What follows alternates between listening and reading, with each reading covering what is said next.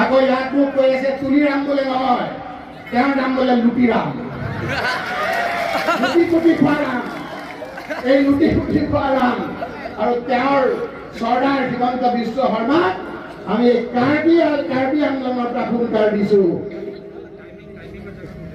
হিমন্ত বিশ্ব শৰ্মা, তুমি অসমৰ কোনটো জাতি জনগোষ্ঠীক ঠগোৱা নাই? আজি কাৰ্বি আংলঙে তোমালোকক গোটেই মৰম দিলে। এই মানসিক ৰংপিৰ পৰা আৰম্ভ কৰি কংগ্ৰেছৰ পৰা তুমি এমএলএ পৰ্যন্ত লৈ গুচি গৈছিলা, কিন্তু আজি কাৰ্বি আংলঙত তুমি এজনো মন্ত্ৰী দিবলৈ তোমাৰ মনত কৰিব। ন্যায্য প্ৰাপ্য তেওঁলোকৰ।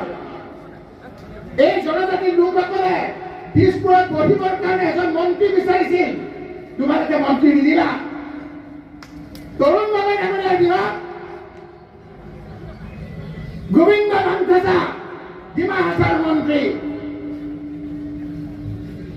কাৰ্বি আংলঙত খৰসিং ইনকি মন্ত্ৰী।